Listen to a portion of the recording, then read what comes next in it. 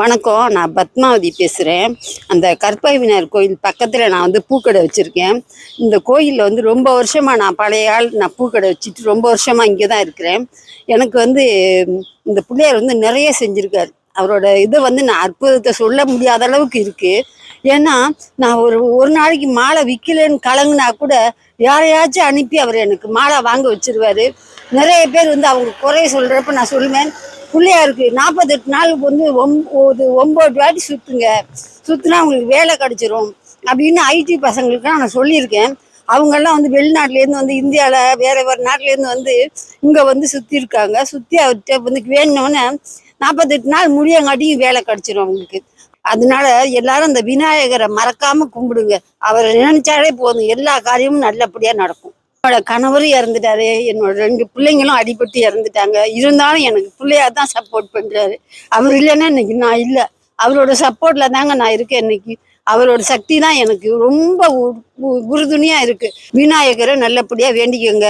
அவரோட சக்தினால தான் எல்லாரும் நல்லா இருக்கும். அப்பா அம்மாவுக்கே அவர் நல்லபடியாக அவர் தான் உலகம்னு சொல்லி கொடுத்தவர். அப்பா அம்மாவை நல்லா பார்த்துக்கோங்க. முதியோர்களை கைவிட்டுறாதீங்க.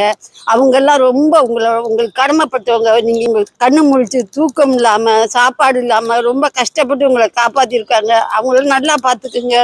எனக்கு குழந்தைங்க இல்லை, இருந்தாலும் நான் வந்து உங்ககிட்டலாம் அன்போடு வேண்டிக்கிறேன். ஏன்னா அப்பா அம்மா தான் தெய்வம், அதை அவர் தான் காமிச்சு கொடுத்தாரு. அதனால அவர் பேச்சை கேட்டு நீங்கள்லாம் வந்து மாறி பெற்றவங்கள முதியோர் இல்லத்தில் விட்டுறாம கடைசி வரைக்கும் வச்சு பாதுகாத்துக்கங்க. முடியாடி அதை உதவி வாங்கியாவது செய்யுங்க. பெற்றவங்களை காப்பாற்றினதுக்கு அகத்தியரே சொல்லியிருக்காரு, அவன் தான் பெரியவன், உலகத்திலேயே பெரியவன் அவன் தான் சொல்லியிருக்காங்க. அதனால அப்பா அம்மா நல்லா பார்த்துக்குங்க. வயசான சின்ன சின்ன மனசில் கொஞ்சம் வேதனைலாம் இருந்து அவங்க கொஞ்சம் ஏதாவது பேசுனா கூட மன்னிச்சு விட்டுருங்க. அவங்க நல்லா பார்த்துக்கிட்டு சாப்பாடு கொடுத்து நல்லா ஆரோக்கியமாக வச்சுருங்க. இறந்த பிறகு மாலை போட்டு அது இது செஞ்சு ஒரு பிரயோஜனம் இல்லை. பெற்றவங்க நல்லா பார்த்துக்கோங்க. இந்த உலகத்துக்கு முடிஞ்ச வரைக்கும் எல்லாருக்கும் நல்லது பண்ணி நல்லபடியாக இருங்க.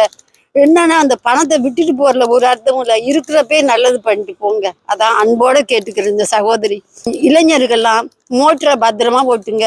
என் பையன் ஹெல்மெட்டை சரியா போடலையோ என்ன கதையோ தெரியல, மோட்டரில் அடிபட்டு இறந்துட்டான். இன்னொரு பையன் ரோடு கிராஸ் பண்றப்ப அடிபட்டு இறந்துட்டான். 2 பையனும் இன்னைக்கு இந்த உலகத்துல இல்லை. ஆனா அவன் சிவனோட பத்திரமா இருக்கான். பிள்ளையார் பத்திரமா பார்த்துக்கிறாரு அவனை. நீங்களாம் மெதுவாக ஓட்டுங்க, பத்திரமா இருங்க.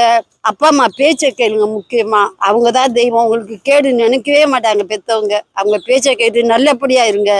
இருக்க சொத்தை பராமரித்து நல்லபடியாக பாதுகாத்து நல்லபடியாக இருங்க. வீண் செலவு பண்ணாதீங்க. நல்லபடியாக இருங்க. உங்களை அன்பாக கேட்டுக்கிறேன் இந்த தாய். அவ்வளோதாங்க.